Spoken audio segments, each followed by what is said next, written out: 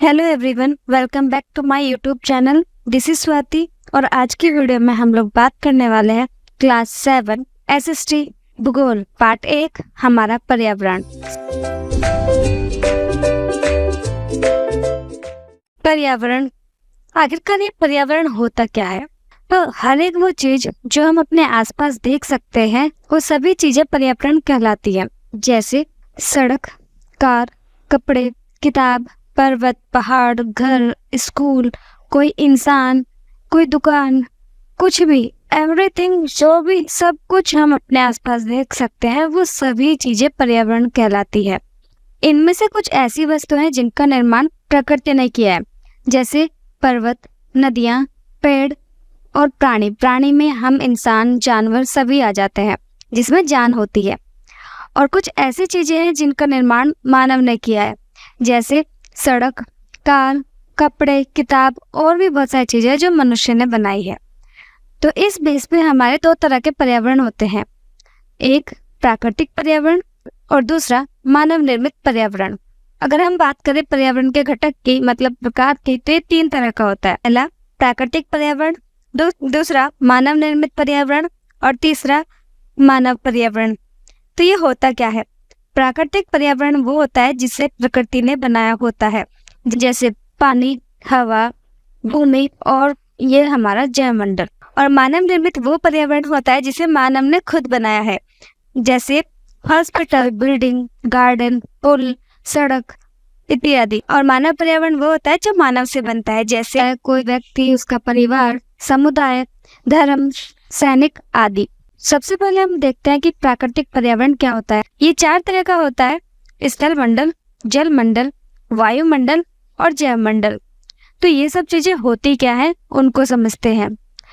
पृथ्वी की ठोस प्रपटी या कठोर ऊपरी परत को स्थल मंडल कहते हैं। जो जमीन का हिस्सा होता है उसको ही स्थल मंडल कहा जाता है। यह चट्टान और खनिजों से बना होता है और मिट्टी की पतली परत से ढका हुआ होता है। यहाँ पर पहाड़, पठार, मैदान ये सब होता है।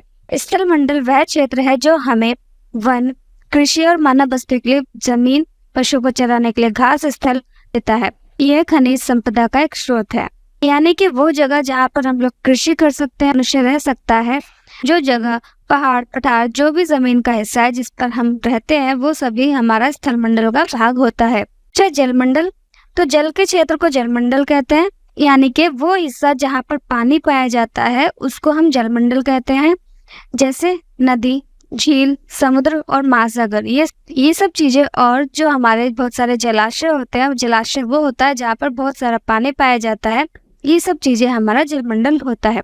और पानी सभी मनुष्यों के लिए सबसे ज्यादा जरूरी होता है, ये हम जानते हैं। नेक्स्ट जो है वो है वायुमंडल। तो पृथ्वी के चारों ओर जो फैली हुई वायु की जो पतली परत है उसको वायुमंडल कहते हैं। और जो भी सूरज से आने वाली गर्मी और हानिकारक किरणें होती हैं, रेज होती है, उनसे हमारी रक्षा भी करता है। वायुमंडल में जब परिवर्तन होता है तो उसी से हमारे मौसम में और जलवायु में भी परिवर्तन आता है। जैवमंडल, तो जितने भी पेड़ पौधे, जीव जंतु, जानवर तो मिलकर जैवमंडल या सजीव संसार का निर्माण करते हैं। यह पृथ्वी का वह संकीर्ण क्षेत्र है जहाँ स्थल, जल और वायु मिलकर जीवन को संभव बनाते हैं। मतलब ये पृथ्वी का वो वाला हिस्सा जहाँ स्थल मंडल, जल मंडल और वायु जहाँ पर जीवन बनता है उसको ही जैवमंडल कहते हैं।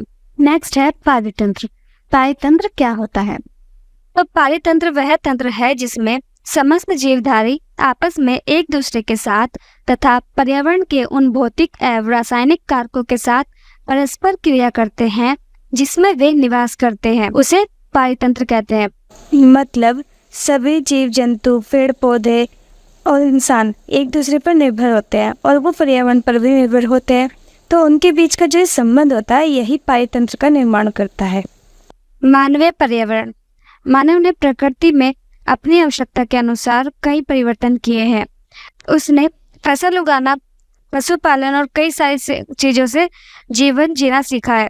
उसने पहिए का आविष्कार किया और जरूरत के हिसाब से अन्न भी उगाया।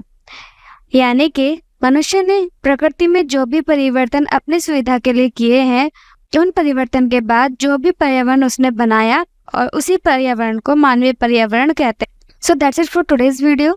अगर आपको ये वीडियो कहीं भी इंफॉर्मेटिव लगी हो और आपने इस वीडियो से कुछ भी सीखा हो तो इस वीडियो को लाइक करें, चैनल को सब्सक्राइब करें और अगर आपका कोई भी सवाल या सुझाव है तो उसको कमेंट बॉक्स में ज़रूर लिखें। Thanks for watching.